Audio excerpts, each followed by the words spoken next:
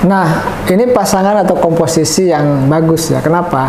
Kita tahu bahwa Airlangga itu punya KIB, Koalisi Indonesia Bersatu. Di situ ada Golkar, ada PAN, dan ada P3. Nah, kita tahu juga bahwa di luar sana Ganjar juga disokong oleh kekuatan, katakanlah ya tanda petik, istana.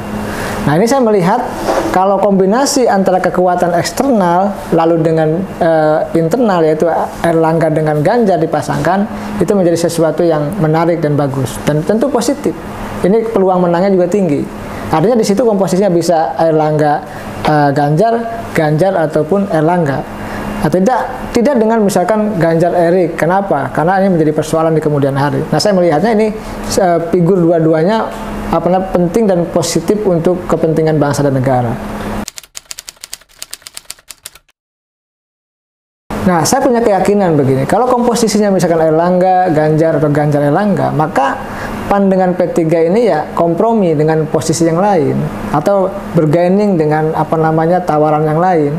Ya misalkan dibantu di pilegnya dengan sesuatu, kan begitu, itu menjadi penting. Lalu misalkan kompromi dengan penyusunan kabinet, dan lain sebagainya. Nah, saya melihat PAN dan P3 itu kemungkinan menerima. Kenapa? Airlangga itu di Partai Golkar sudah ditetapkan sebagai capres dalam Munas dan Rapimnas. Sudah jelas dia capres resmi dari Partai Golkar. Sedangkan Zulhas maupun Suharso Monoarfa adalah belum. Dan dalam konteks elektabilitas dari ketiganya kan besar Airlangga. Lalu juga apa? Partai Golkar juga jumlah kursinya lebih banyak.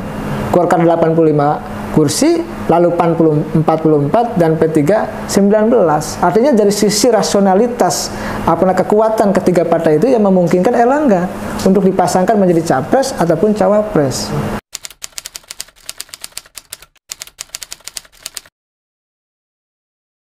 Nah, ini menarik ya. Nanti akan tarik menarik kelihatannya. Karena di internal ini kan sudah resmi ya, bahwa kan ada kritikan nih KIB ini akan jadi skocinya Ganjar. Dari Pak Airlangga sendiri, dari tokoh Golkar membantah itu semua, bahwa KIB bukan untuk yang lain, bukan untuk kepentingan yang lain. Bahkan Airlangga mengatakan bukan tukang ojek yang menghantarkan pihak lain ke tujuan, begitu. Artinya sudah clear. Nah, kalau sudah clear ya bisa jadi nanti kalau posisi Airlangganya capres, lalu cawapresnya Ganjar, ini akan adem Golkar. Nah, yang jadi persoalan adalah nanti kalau katakanlah capresnya Ganjar, lalu cawapresnya Airlangga. Kenapa? Karena secara resmi Airlangga sudah jadi capres Partai Golkar, lalu dijadikan cawapres. Ini kan perlu ada mekanisme di partai dulu untuk bisa merekrut Ganjar itu. Tapi kita lihat nanti kepentingan istana seperti apa, yang tentu nanti akan dikompromikan dengan KIB. Saya melihat sih ya peluangnya tinggi pasangan antara Ganjar Airlangga atau Ganjar sebaliknya Airlangga Ganjar, begitu.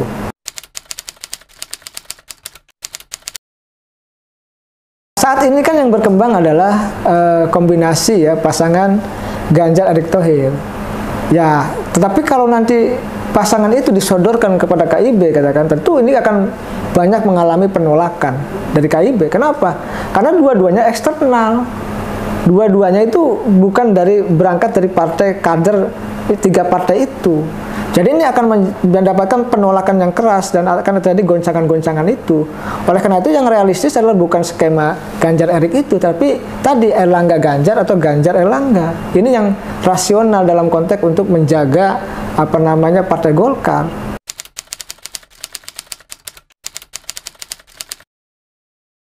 Pilihannya memang berat. Saya melihat kelihatannya nanti Golkar, PAN dan P3 akan rasional dalam mengusung capres maupun cawapresnya. Artinya saya punya keyakinan siapa yang memiliki elektabilitas yang tinggi dia akan menjadi capres, ya kan. Lalu cawapresnya bisa jadi yang di bawahnya itu.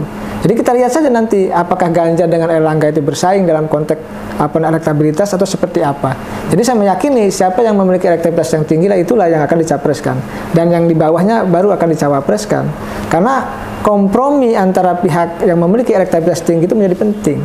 Kalau tidak ya, mohon maaf, perjuangan untuk bisa memenangkan pertarungan agak berat. Karena bagaimanapun kan rakyat melihat keterpilihan daripada figur itu. Kalau keterpilihannya mohon maaf rendah gitu ya, maka kemenangannya pun akan sulit. Tapi kalau elektabilitasnya tinggi, maka kemenangannya itu bisa besar gitu. Oleh karena itu, saya melihat apakah yang memungkinkan itu Ganjar Erlangga atau Erlangga Ganjar, kita lihat saja siapa yang memiliki elektabilitas yang tinggi ke depan. Saya melihatnya selesai. Kenapa? Di situ ada partai Islam. Ada partai Islam modernis yang diwakili oleh PAN, dan ada partai Islam yang berbasis masa tradisional, ada P3. Jadi sesungguhnya kalau kompromi sinergitas ya, kombinasi katakanlah Erlangga Ganjar atau Ganjar Erlangga, itu sudah diwakili juga ada partai nasionalis dan partai Islam. Jadi sudah selesai dalam konteks itu.